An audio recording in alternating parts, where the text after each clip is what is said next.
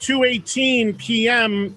on the East Coast of the U.S. And as I just found out during the commercial break, in Japan, where our guest is, it is 3 o'clock in the morning. So they are 13 hours ahead. So good morning or good evening to Marty Friedman. How are you, Marty? What's going on, Eddie, man?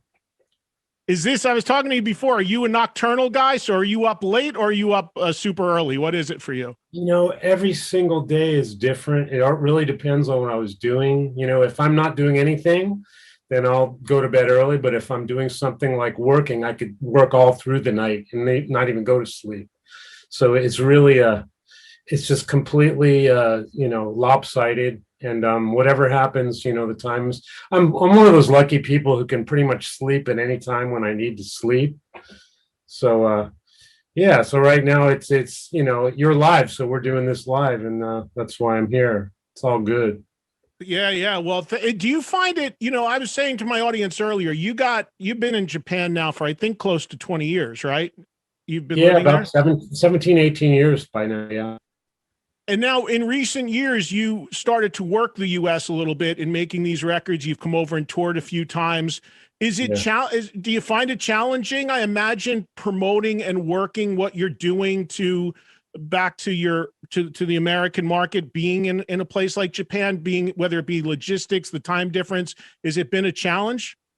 Yeah, all of those things are a little bit of a challenge, but it's just what I do. And as long as there are people who will come to see me play, I really want to play for them, because it just means the entire world to me that people support me from all different countries in the world, not just the US, but everywhere.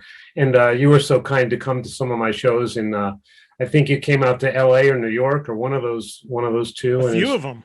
Yeah. Great to have you out there. And I just love playing anywhere, anywhere that they have an electric outlet, I'm ready to play there, and so yeah, I really miss playing in the States.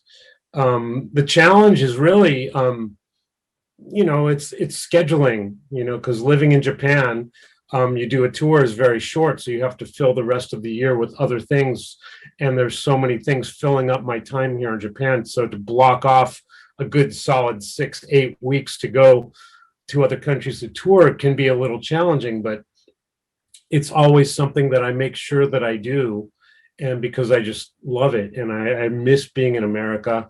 I was fortunate enough to do a Japan tour in April.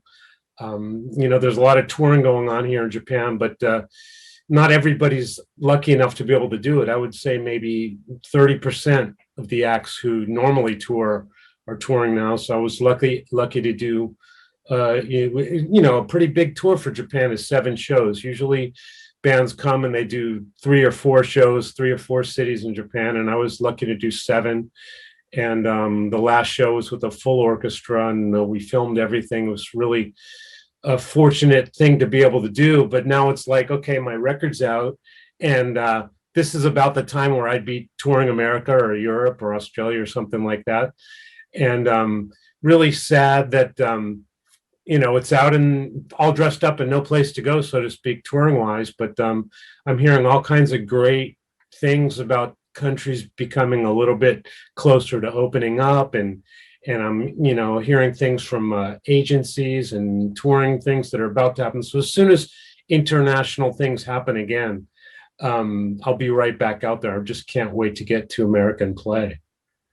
Yeah, I think international is the challenge for sure right now. And obviously that impacts you living in Japan. But here in America, I mean, the floodgates are open. I mean, there was like 10 tours announced yesterday alone, starting as soon as like a month or so from now. So things are starting to happen. But overall, Marty, how did Japan do in terms of COVID? Were you guys seriously locked down at any point? What is the status of the area you're in now? Are you pretty much past it, or where are things at in that part of the world? I don't think it was ever as serious as what I heard going on in LA, where like almost everything is closed and things like that. It's actually really been fine as far as convenience and normal life. The only thing that's not normal is the limiting of events where a lot of people show up, and doing concerts. there are some agencies that do them and some agencies that don't do them. And it's really just a matter of the policies of the agencies that are willing to take those risks. And believe me, it felt great to finish an actual tour with absolute no problems, all safe. Everybody was happy, followed all the regulations. There's a lot of regulations for things, but I think there's nothing like a really strict lockdown. You hear about some countries with curfews, things like that. This all being said, we're far from being cured of COVID here. The vaccine is not really a thing yet. Like I heard it is in America, and it seems to be working very well. I'm not educated enough on the issue to know whether anything about it really, but I can just tell you that it's not uncomfortable here in Japan, but I definitely do miss international travel. And that's about the size of it. Everything else is really pretty much normal over here. You mentioned the show you did do with an orchestra there. So you said you shot that. I'm imagining plans for that to come out at some point. Yeah, actually, you can see some of that on my social media right now on my Facebook. There's a digest of the orchestral concert, and actually, just before talking to you, I was looking through some of the new edits of that, and we did a full show. And there's like 15 minutes or so that they're on my Facebook that you can check out if you like. Just a big thrill and a wonderful, capping off of my tour because, not a lot of people want to take those risks. There's financial risks and there's health risks. If you're the one who, if your show is responsible for some kind of new breakout or big numbers rising from someone that was at your show, that's a real downer over here. So, it took a lot of balls on a lot of people's, it took a lot of guts for some people to take the risk, but the fans all showed up and they followed every regulation, and it was all great. And we filmed some of the other shows, the non-orchestral shows too, and hopefully those will see the light of day sometime soon. Yeah, for people that aren't aware of your story, and you've been on with me a few times, but you moved to Japan, as you said, about 17 years ago. You speak Japanese fluently, and in addition to music, you do a lot of other things there. You're a TV celebrity. You've done a bunch of stuff. So when you play and tour in that country, are you? I imagine you're viewed there as way more than just the former guy from Megadeth. Like you're looked at in a whole different light there. Are you not, because of all the other things you've done? Can you touch on that? Like the way you're perceived by people in Japan and how they view you? It's very interesting because Japan has so many different outlets where I've had my finger in so many pies that you really don't know what the person knows me from. So if I go out and someone comes up to me and talks to me, they'll say, "Oh, I saw you in this TV show. You're great in this show," or "I really like this thing you did," or "I like the commercial you did," or "I'm a fan of yours. I have all your albums," or stuff. All different things. And some people who know me from one thing have no idea of my musical history. And some people who do know of my musical history think it's absolutely crazy and funny that I'm doing variety television programs, and I've been in a couple movies and some commercials for a long time, and a lot of TV stuff that you wouldn't expect someone who's grown up in heavy metal to do. And so that those people kind of get a kick out of it. And a lot of people don't know my entire story because it's so incredibly spread out, which is absolutely fine for me because at heart, I'm music, but I love doing other things, and it really brings new people into my music who had never discovered my music before. So my audiences are a really strange demographic. There's a lot of girls, there's a lot of older people, there's younger people, there's families, and then there's diehard metal fans, and then there's people who would be your definite listeners. There's just everybody on there, and it's really kind of neat because, I think to be known for just one thing at least in my case, might be a little bit limiting. There's a lot of stuff that I want to do. Of course, music is the main thing that I want everything to funnel into, but I think all the other stuff that I do actually gives me more life experience to draw upon, and just running into different situations that don't just happen in recording and touring. So I'm just very thankful for the opportunities that I've been able to have over here. And it's just really funny sometimes, when people come up to me and they don't know really what my real gig is. And it is, as long as you like anything that I've done, even if you don't like it, if you've heard it and you're interested in it or whatever, I'm still impressed by that. So it's a good thing.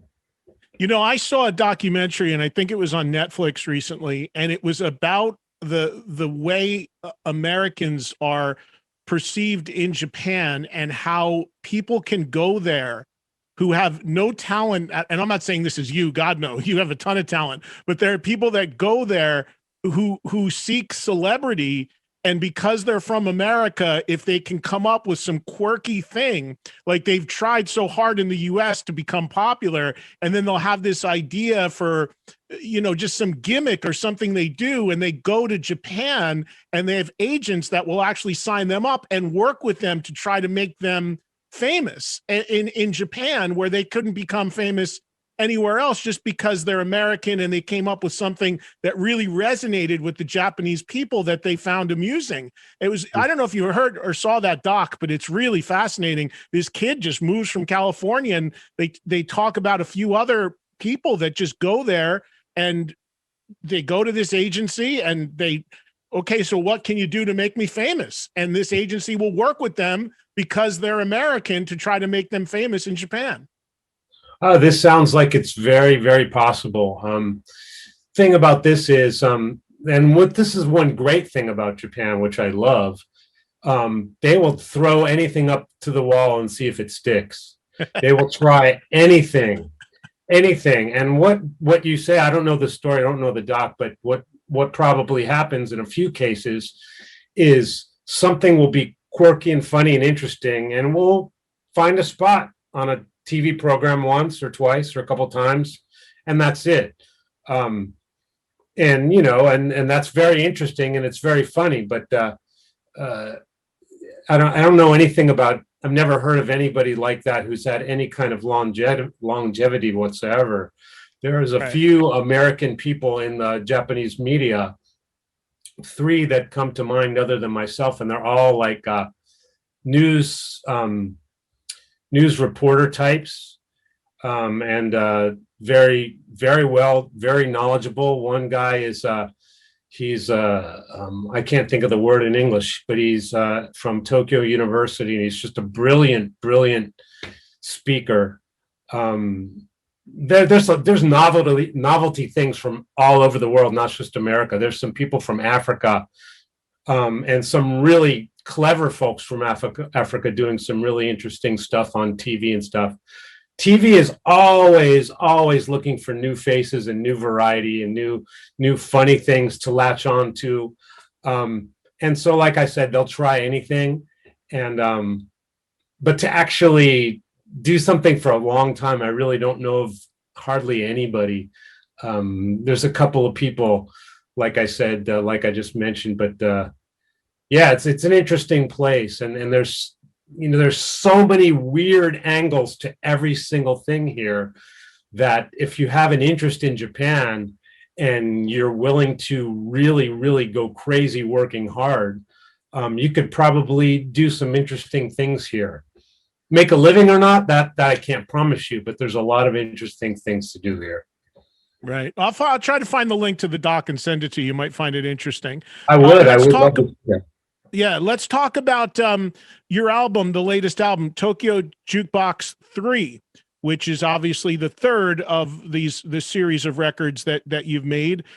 Tell me about this, and I want to talk to you specifically about, before you came on the air, I butchered the name of the song and video. I want to say it again, man. Butcher it again. I love hearing everybody says the title's different. That's to be expected, but I love to hear it. Okay, I'm going to try to alter it a little bit because I know I was wrong the first time, but I'm going to say make an aid. Close enough. What Machinide. is it? Tell me the name of it. It's Machinide, which means don't give up or don't lose, or it's just a very encouraging thing. Yeah, and the video is awesome. You've got some young kids in there playing with you, and then at the end, it seems like there's a bunch of fans that pop up. And then I was really happy at the very end. Speaking of "Don't Give Up" and that theme, to see your old bandmate Jason Becker make a quick cameo there at the end as well, which was wonderful to see. Talk a little bit about Tokyo Jukebox 3, and for people who aren't familiar with the previous two records, give them the vibe of this record, because it's a little bit of a mix of a lot of things, right? Well, yeah, but it still sounds like it could just be any one of my solo records because I basically destroyed everything. I just put everything into a meat grinder and just destroyed it. I destroyed all of my favorite songs, put it that way. I took a bunch of my favorite songs and I kept the essence of the songs, the parts that I really loved, the parts that were very important to the songs, the parts of the songs that you can't have the songs without. I kept the essence of those things, and then I just Martyized it and Martyized the hell out of it. And on this Tokyo Jukebox 3, there was kind of an overall theme. It was to try to get really adrenalized, kind of really encouraging, uplifting, the type of sound, the type of music that gives you power when you feel like you're about to faint or about to give up. The reason for that is I made the album with athletics in mind. Not only for the Olympics, but for the Tokyo Marathon. I've been playing the opening ceremony for the Tokyo Marathon for the last 4 years.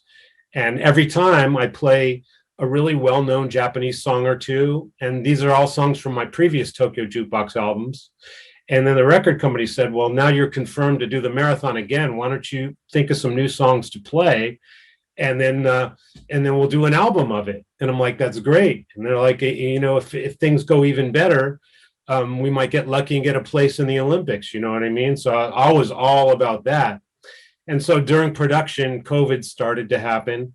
And it didn't stop my record, but it stopped the Tokyo Marathon. But the concept was all in place. I really wanted, you know how it is when you're working out, or when you're running, or when you're doing anything that takes a lot of stamina. Sometimes certain songs, and I'm sure a lot of songs that you play, especially in the hard and heavy genre, the really exciting, upbeat, powerful stuff that just gives you the tingles when you need to run. I wanted to keep my whole record like that because I didn't know which songs I was going to use for the marathon. And who knows, maybe one of the songs could be used in the Olympics. So I wanted the whole thing to be just like adrenaline, just full on adrenaline. And so that was my concept for the record. And then, when COVID happened, a lot of things got canceled, but I started to feel that while I was making the music, it was very cathartic to me to make this really feel good music during this time when, at the beginning, it was really, really scary because people were dying. Nobody knew what was going on. Everything was getting canceled. It's still, of course, scary now, but we're all used to it. We're numb to it. But at the time, when I was recording the record, I'm like, this is like super cathartic. I'm making this really positive type of thing happen, trying to do something positive, and it was working for me. And it really, I think it's my favorite album as far as my records that I made that really make you feel kind of uplifted. And that was the goal in the record. And it kind of ties into the song that you were talking about, because if don't give up is such a cliche, and it's a really boring cliche, but man, there's a lot of boring cliches that are like coming to life these days. So I really wanted a song that kind of encompassed that feeling, and that was what that song is. I don't know if you know this, but Alice Cooper actually did a song called "Don't Give Up" during the pandemic, putting out the same message, and actually activated his fans to do something where they show up in the video holding up signs like that. So he Was almost that did in before English. was that before my video or after my video? I think it might have been before, Marty. At least I saw it before. Oh my God. Yeah, and it's Oh on my his God. new record. But he, you did it in Japanese, obviously a different song, and he did the same sort of approach, but obviously, in English. Well, listen, we're all, in the same boat, and myself and any other artists, any other musicians, regardless of even whether you like those people or not, we're all doing the same exact thing. We're all just trying to entertain people. We're able to make music, and as fans, we know the joy we get from music. So if we're able to give that to people, that's what we're able to do. So like, it's a common message. I wouldn't be surprised if other people are doing very similar things. And who knows if I was the first? I'm sure I wasn't. I mean, it's not the most original idea in the world. And I consider it an honor that Alice did the same thing I did. Right. I was going to say you'd be far from the first person to follow, something that Alice did. Obviously, Alice is a pioneer. So you picked from a good one there if you, even though it was unintentional. So, in the time that we have left, tell me about, well, first of all, I want to ask you this real quick, because obviously there's a lot, people should check out this record. You've got something you did on here for the Japanese government. You've got some covers, you've got original material, but I also want to ask you about the cover of the record, because you went full kabuki yourself on the cover, right? For a minute, it was unrecognizable that it was you, but that is you on the cover, right? It's me, and it's not even photoshopped. It really isn't. That I did my first two Tokyo Jukebox albums the exact same way. There's a lot of stuff done with makeup, and there's a lot of stuff done with lighting, and there's a lot of stuff done with angles and all that stuff. But it's got to be a real photo. And the first two Tokyo Jukebox albums, if you've seen it, and like for me, I really, believe it or not, I hate to see my face on an album cover, but it was the only way I could do the exact cover that was going to work for the Tokyo Jukebox thing. So the first two is just my face, and half of it is in real kabuki makeup. And so I wanted to top that on the third album. I really wanted to top it. And so I got the same team together, and we had this big meeting. How exactly are we going to top this? How are we going to make this even more insane? And we got a different photographer, and he showed me some of his work, and we decided to really make it authentic Japanese stuff. And if there's anyone in the world who can't stand cheesy white guys in Japanese clothes, it's me. I'm the last guy in the world who's going to do that. And so I was like fearing for my life that it was going to come out cheesy. And it's just the whole idea, there's a lot of gringos over here that get off on doing that, and that's fine. But for me, I feel funny doing that. But when it's done right and done really tasteful by the ultimate staff and the ultimate team, I could get something that I wasn't embarrassed about. And conversely, I actually really fell in love with the picture. And to me, it just looks like an album cover from the 70s. It's just such a really nice piece of art. And it's not because it's me, it's because the art, the design of the whole thing. I mean, to see the thing in vinyl, it really just, it's my favorite album cover that I've ever done. It's just something I'm really proud of, the artwork of it. And it fits the music perfectly. I mean, I'm just like a rock and roll guitar player from DC that came over to Japan, and a lot of things happened and kind of turned into this thing. And it's just been the most musically growth oriented step that I think anyone could ever take. It's just, I continue to, strive to do more things and with music. And I think that this album is a perfect representative of that. And so the cover just, it was hard work to do. I mean, those are actually two very heavy kimonos that I'm wearing, and it was like super hot in there. And it was crazy. And I actually shot a video with me playing guitar with these two heavy kimonos on. and it was very, very difficult and did not look comfortable. And I scrapped that video because it just didn't look comfortable. But the album cover just really, it's people are going to hate it. People are going to say I look like a guy in drag, and I'll have to definitely agree with them. But I still love it. I still think it looks cool. And it's the cover, and I wouldn't have it any other way. Well, I only have a couple minutes here left, Marty, but I wanted to. So, as far as live shows, and I encourage people to check out this record because I'll be honest with you, sometimes very guitar centric, mostly instrumental records can get fatiguing and boring to me. But your records don't, because they always take you on a journey. They always take you on twists and turns. They always keep you on your toes. The same with the live show. That's why I've come to see you many times, because I love the live show because it's so engaging. There's always something going on. The band is tremendous. So are there any plans now, or is it still just talk to be able to tour? Or you got an outline to be able to do shows, even if it's next year? What's the game plan? Well, thank you very much for those kind words. I really do appreciate that.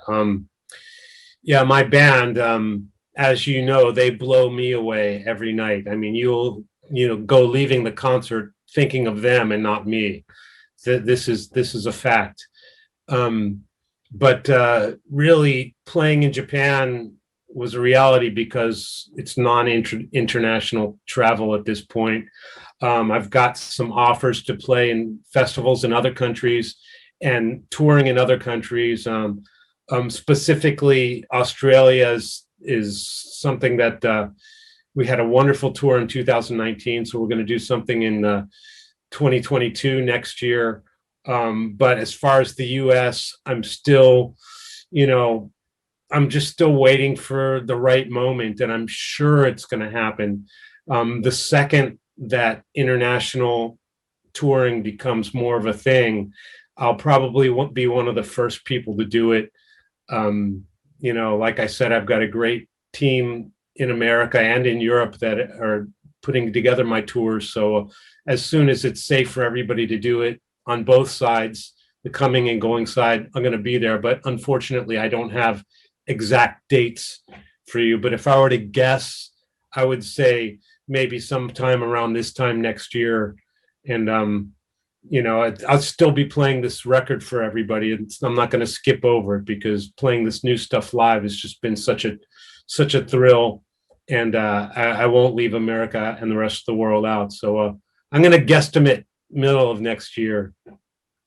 And I mentioned that at the end of the video for the song the name I butchered, you've got a quick cameo there from Jason Becker, and Jason's story continues to amaze. And I know he had a setback recently, but he came back from that as well. Obviously, you're still in touch with him, and just remarkable story. I mean, I've emailed him from time to time. It's just incredible, the perseverance. I mean, he really does sum up don't give up. And I wonder, when you look back at those records you made with Jason, when you did Cacophony, what do you hear when you hear those records now? Two young guys like that starting out their career. Do you think you listen to that and you think of the growth of where you've gone, or is there something about it when you listen to it and I imagine it takes you back to that time? What do you hear in those records now? I don't really go back and listen to stuff I did in the past too much, but if I were to go back and listen to it, I'm sure there would be a lot of ideas that I think are kind of like primitive versions of what I'm doing now. I was much more of a limited vocabulary back then, but I always, even before then, had good ideas, and presenting those ideas takes maturity to present them in a way that they're effective. In the time of Cacophony, my idea of presenting ideas was just, here it is, listen to this. But when you do that, you miss out on the opportunity of really giving good ideas a great picture frame to make those ideas look even better and sound even better. So there's probably a lot of really cool ideas, a lot of good germs of ideas. But as each album progresses, I've definitely progressed in how to really give people goosebumps and give myself those chills and those, the spine tingling moments. So, but I think there's still stuff to be proud of with those records. And it was great to see Jason. Jason was 17 when we did that stuff, and he just he spurted like in growth, like an absolute genius, like he had a past life or something. It's like, where did he get this growth from? It was just such an amazing. I grow little by little, but he, like, from the first Cacophony record to the second one, it was like he grew 10 years in there, and it was probably less than a year between the records. So watching him just blossom was a wonderful thing to remember. Yeah. Well, listen, man, it's always great to visit with you. I'll let you get some sleep. I know you're coming up on 4 a.m. or something there. So thanks for staying up late and doing this. And everybody check out Marty's new album, which is Tokyo Jukebox 3. It's out now. It really is some cool stuff. Really takes you on a journey. It does drive you. I'll tell you, I need to get to the gym more often, so it will definitely be on my rotation, and hopefully it'll help me with those extra couple miles on a treadmill or something, because it does do that for sure. Again, it's Tokyo Jukebox 3. It's out now. And Marty, I hope to see you in the States sometime soon when things permit, or one of these days I'm going to visit Japan. I've never been there, but I'm going to come look you up maybe and visit you one of these days. So thank you for the time. Thank you, brother. Thank you very much. All right.